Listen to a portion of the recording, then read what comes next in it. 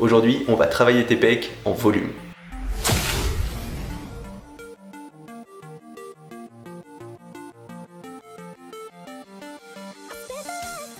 Salut, ici Nico et bienvenue dans ce feedvlog, la mini-série où je t'emmène avec moi dans mes séances.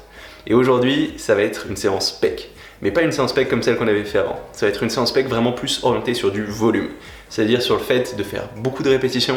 On va pas essayer forcément de mettre très lourd, mais vraiment de travailler ses pecs sous pas mal d'angles avec un grand nombre de répétitions, même si les poids sont pas incroyables. Donc pour faire ça, ce que j'aime bien faire, c'est commencer avec un exercice que je fais pas forcément très souvent, à savoir du développé incliné à la barre. Alors si je le fais pas forcément très souvent, c'est parce que c'est un exercice qui est pas très naturel pour moi. J'ai assez vite tendance à faire entrer en jeu mes épaules, mais je me suis rendu compte que ça faisait quelques mois maintenant que j'arrivais suffisamment à sentir mon haut de pec pour réussir à faire cet exercice correctement et en retirer quelque chose. Donc en général, je vais commencer ces séances en faisant ce premier exercice au début. Bon, je sais que je vais avoir tendance à faire entrer un petit peu les épaules en jeu, donc ce que je fais, c'est surtout me concentrer sur la phase de négatif, essayer d'avoir une position d'écoute qui me permet de pas trop utiliser mes épaules, toujours bien coller ses épaules en arrière sur tous ces gestes de presse pour les pecs, parce que sinon tes épaules ils rentrent en jeu. Surtout si morphologiquement tu as tendance à faire rentrer tes épaules en jeu, c'est important de les garder bien tirées en arrière. Et ensuite ce que je fais, c'est je fais attention à la position de mes coudes et je contrôle bien lentement ce négatif pour bien sentir dans le haut de mes pecs et pas ailleurs. Bon, tu verras, je fais aussi très attention à mon amplitude, à pas aller trop ni descendre trop bas, puisque là encore, tu as tendance à faire rentrer tes épaules en jeu. Et vu que je vais avoir un geste très contrôlé, je vais faire que 6 à 8 répétitions en général. Mais tu vas voir, le poids il est pas énorme, je crois que j'utilise autour de 60 kg en général, parce que vu que je vais avoir un geste très lent, mon temps sous tension il va être très élevé, c'est-à-dire que je vais passer beaucoup de temps en phase de contraction, en phase d'étirement, même s'il n'y a pas énormément de répétitions, et ce sera très fatigant. Donc c'est quand même ce que je considère comme étant un entraînement de volume, où je vais passer beaucoup de temps sous tension avec un poids relativement léger. Une fois que j'ai fait cet exercice, ce que j'aime bien faire, c'est passer sur du développé incliné aux haltères.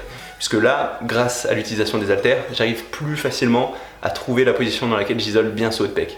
Donc peut-être que je vais mettre un petit peu moins lourd sur ces exercices, mais ça va me permettre d'avoir une meilleure contraction, un peu plus d'amplitude, et vu que je suis un petit peu atrophié sur mon amplitude avant sur mon exercice à la barre, ça va être une bonne façon de finir ce haut de pec avec cet exercice qui va travailler tout ce haut de pec dans son ensemble, en mettant toujours l'accent sur cette partie haute, mais d'une façon un petit peu différente.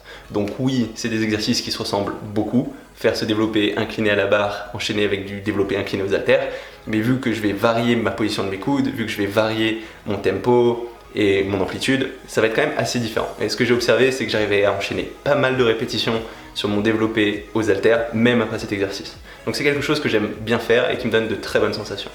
Ensuite, ce que j'aime bien enchaîner, c'est un exercice d'écarté.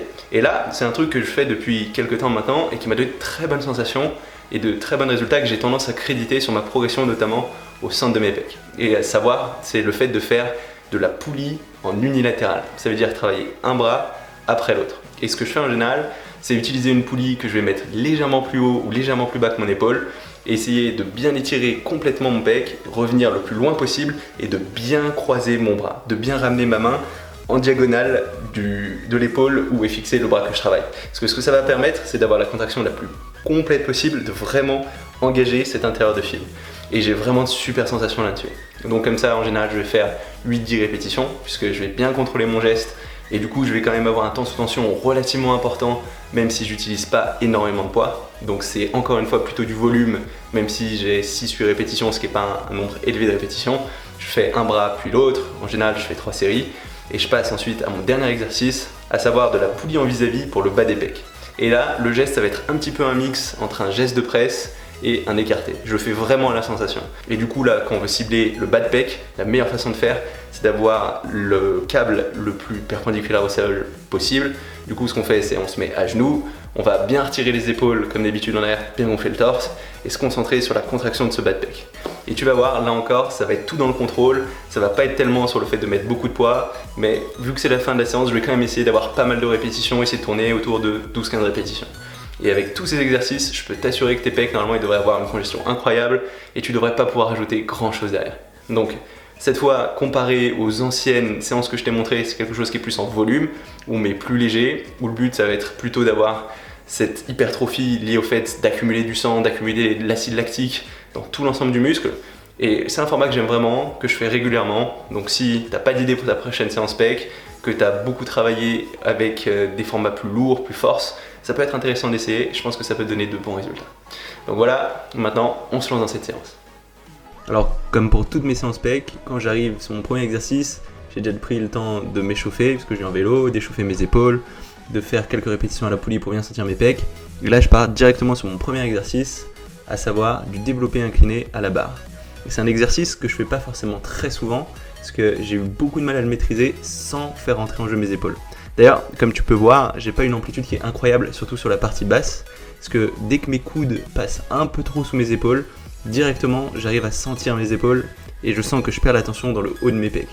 D'ailleurs, tu peux voir, on voit un petit peu la séparation là sur le côté entre le haut et le bas des pecs, et dès que j'arrive au moment où ces coudes passent sous les épaules, je perds la tension. Donc pour être sûr de bien garder la tension, ce que je fais, c'est bon, non seulement je garde mes épaules tirées en arrière, je gonfle mon torse, donc j'ai le bas du dos creux, j'ai cet arc au niveau de la colonne qui me permet de bien engager mes pecs, pas trop mes épaules, mais surtout je vais faire attention à limiter mon amplitude et je vais essayer de vraiment me concentrer sur la phase de négatif et en particulier sur mon bras droit qui est le bras sur lequel j'ai le plus de mal à prendre au niveau pec. J'ai un petit déséquilibre, une petite asymétrie. D'ailleurs on le voit là pas mal sur cette deuxième série, c'est que je descends le bras droit un peu plus vite que le bras gauche, donc ma barre n'est pas tout à fait symétrique, c'est un truc qu'il faut que je corrige. En fait, c'est lié au fait que je me concentre plus sur ma partie droite, sur mon pec droit. En fait, même, je me concentre que sur mon pec droit, parce que c'est le pec qui est en retard, pour avoir la meilleure contraction, pour mieux stimuler ce pec. Et vu que de toute façon, le gauche, il est en avance, pour moi, c'est pas un problème si je prends moins vite à gauche, puisque de toute façon, j'ai un retard à récupérer. Donc là, je me suis poussé un petit peu loin, du coup, j'ai été obligé de reposer un peu la barre en catastrophe. Mais c'est pas grave, ça arrive. J'ai pas mis énormément de poids sur cet exercice parce que mon but c'est vraiment de réussir à sentir le haut de mes pecs, de faire monter le sang dans cette partie haute, pas forcément de mettre très lourd. C'est pas une séance lourde, c'est plus une séance en volume. Et du coup tu vas me dire ouais mais si c'est une séance en volume, pourquoi tu fais si peu de répétitions? Et bah comme tu vois, je contrôle lentement la redescente. Du coup ce qui compte ça va être mon temps sous tension total. Et finalement là je vais passer beaucoup de temps sous tension dans chaque phase du mouvement. Et ça, même si j'ai un poids relativement léger, même si je fais pas énormément de répétitions, ce sera largement suffisant pour réussir à sentir le haut de mes pecs, à sentir que ça travaille dur. Donc il faut que tu gardes en tête, ce qui compte c'est pas en soi le nombre de répétitions, c'est ton temps sous tension dans chaque phase du mouvement. Donc si tu ralentis ta descente, si tu ralentis ta montée, le fait, même si tu n'utilises pas des poids incroyables, ce sera beaucoup plus dur. D'ailleurs je pense que tu t'en es déjà rendu compte. En plus, l'intérêt d'avoir ces négatifs lents, c'est que tu vas supprimer l'inertie. Et le fait de ne pas avoir d'inertie, ça va forcer ton pec à travailler sur tout l'ensemble du mouvement, pas uniquement au début, parce que si tu es explosif, c'est surtout au début que ton pec va travailler, après il n'y aura plus trop de raison de travailler.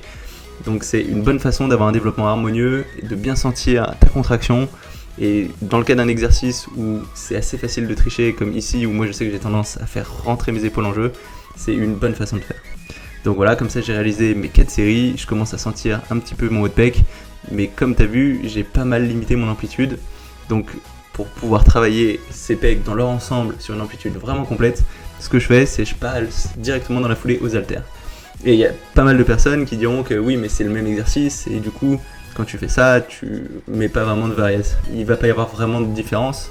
Et en fait, c'est pas tout à fait vrai, parce que je vais pouvoir bouger un peu, placer mes coudes un peu différemment, pour avoir encore une meilleure contraction. Certes, je mettrai un petit peu moins lourd, mais je peux avoir une contraction un peu plus complète puisque je peux rapprocher mes mains, donc je peux aller un peu plus loin et je peux encore mieux isoler mes pecs. Je vais encore moins utiliser mes épaules et comme tu peux voir, même avec des haltères relativement légers, après le premier exercice, ça va être assez dur.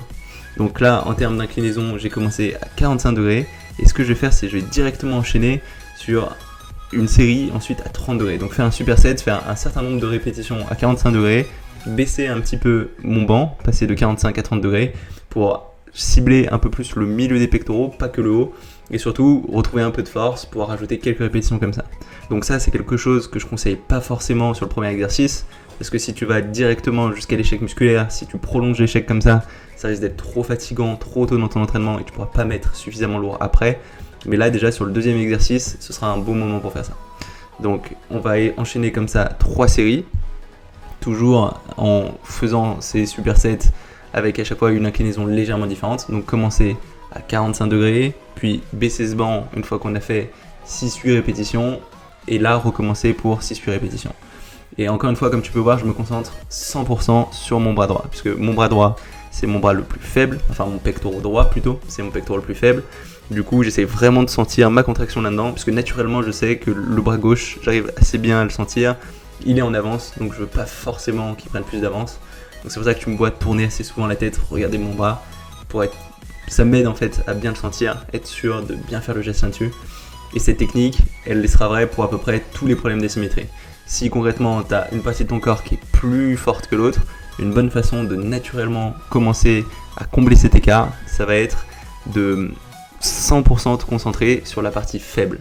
Comme ça, tu auras une meilleure contraction sur cette partie, l'autre sera un peu moins bien stimulée, et petit à petit, ta partie faible, elle commencera à récupérer ta partie forte. Et ça, c'est quelque chose que j'ai fait sur mes pecs, que j'ai fait sur mes bras, et j'ai vu une vraie grosse différence. Donc une fois que j'ai fait toutes mes séries sur ces développés inclinés, donc au total, j'ai fait 3 séries de 6-8 répétitions à 45 degrés, puis 6-8 répétitions à 30 degrés, donc ça fait pas mal de volume. Donc en termes de gestes de presse, j'ai tout ce qu'il faut. Je vais passer à un exercice d'isolation que j'aime bien, qui se passe à la poulie, où là le but, ça va être de cibler tout l'ensemble du pec, mais essayer de le travailler proche de la contraction complète.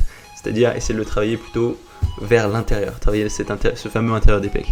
Et pour faire ça, ce que je fais, c'est que je me mets à la poulie, je règle la hauteur de la poulie de sorte à avoir cette poulie à peu près au niveau de mon épaule, un petit peu en dessous. Et là, ce que je vais faire, c'est bien attention à garder mon épaule tirée en arrière, gonfler mon torse, garder ces omoplates tirées en arrière pour vraiment utiliser mes pecs. Et je me concentre vraiment sur la contraction de mon pec. J'essaye de ramener mon coude le plus loin possible en diagonale de mon corps, de l'autre côté.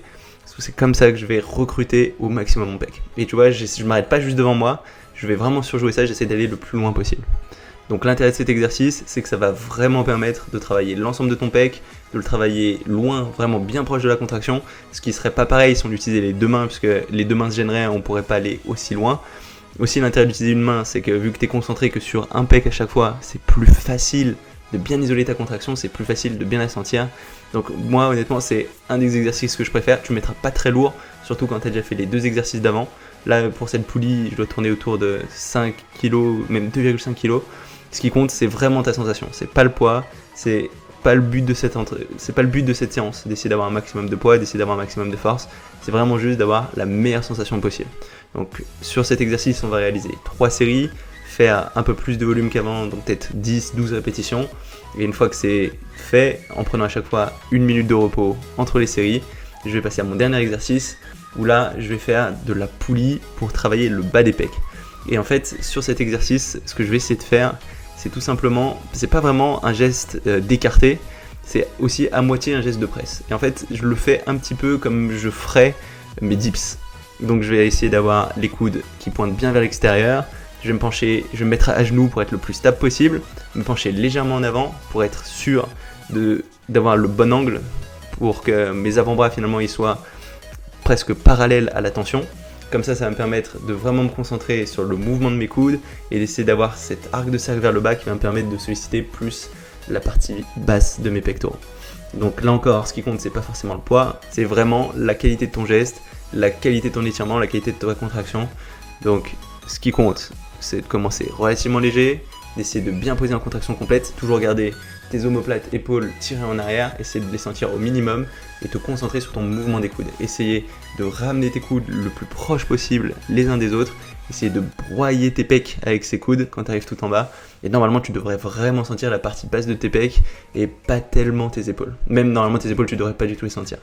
Et ce qu'on va faire là sur la dernière série, donc on va faire 3 séries de 12 à 15 répétitions. Et sur la dernière, on va faire un drop set. Ça veut dire que dès que j'arrive à l'échec musculaire, je vais diminuer le poids et je vais essayer d'enchaîner un petit peu plus vite un certain nombre de répétitions, essayer d'accumuler du sang dans ses pecs. Donc là, je vais me permettre de poser un peu moins, d'utiliser un petit peu l'inertie. J'essaye vraiment d'y aller à la sensation pour avoir un maximum de sang, un maximum d'acide lactique. Et comme ça, je vais descendre une première fois le poids et je vais essayer de faire un maximum de répétitions. Et vu que j'étais déjà sur un poids léger, je vais pas rediminuer le poids. Je vais essayer de faire un maximum de répétitions, essayer de toucher 20-25 répétitions tout le temps, toujours en sentant bien mes pecs. Il n'y a pas de raison d'engager plus les épaules, tu dois pas perdre la tension, c'est pas parce qu'on va vite qu'on va perdre sa tension. Et comme ça, on aura travaillé notre pec sous tous les angles, avec beaucoup de volume, un fort temps sous tension, et en fin de séance, je peux plus rien rajouter. Je pourrais même pas rajouter du développé couché aux haltères, je pourrais pas rajouter des dips, de toute façon ça sert à rien. Avec tous ces exercices, on a eu largement suffisamment de volume pour travailler l'ensemble de tes pecs. Donc on a fait 4 exercices, Et avec ces 4 exercices, c'est largement suffisant pour bien les travailler. Donc cette séance finalement, niveau sensation, elle s'est assez bien passée. Peut-être un petit peu de mal à me mettre en route, vu que j'ai eu du mal à trouver mes sensations sur le premier exercice à la barre, qui comme je te l'ai dit au début de cette vidéo, est un exercice qui a tendance à me poser quand même un peu de problème. Mais ce que j'ai fait, c'est que je me suis rattrapé du coup sur mon deuxième exercice. J'ai pu mettre un peu plus lourd que d'habitude sur mon développé incliné, faire un peu plus de répétitions. Donc ce qui compte finalement, c'est ta stimulation à la fin de la séance. Donc c'est pas parce qu'au début ça marche pas exactement comme tu veux qu'il faut renoncer. Il faut essayer de rattraper ce manque d'intensité sur le reste. Donc c'est ce que j'ai essayé de faire. Après, mon troisième exercice s'est bien passé aussi. 2 sensations dans tout le pec. Vraiment, j'ai super bien senti la contraction à l'intérieur de ce pec. Donc c'est quelque chose de toujours satisfaisant. Et à la fin, ça finit dans la douleur, mais c'est toujours super sympa d'avoir les poulies en vis-à-vis. Encore une fois, c'est pas avec ça que tu vas construire vraiment de la force, mais c'est un format hypertrophie qui est vraiment très bien, surtout si aujourd'hui tu te concentres que sur des poids lourds et que tu as tendance à pas forcément trop sentir tes pecs. Ça va être une bonne façon de réussir à bien les isoler, à bien les gorger de sang et de déclencher un autre type d'hypertrophie. Donc quelque chose que j'aime vraiment, si t'as pas encore testé, je te conseille vraiment d'essayer. Voilà, ça va être tout pour ce vlog. Si jamais il t'a plu, n'hésite pas à mettre un petit pouce bleu. Tu peux aussi t'inscrire à ma chaîne YouTube si tu l'as pas encore fait pour savoir quand je sortirai de nouvelles vidéos. J'en sors tous les jours. Et du coup, on se retrouve dès demain pour une nouvelle vidéo. Salut!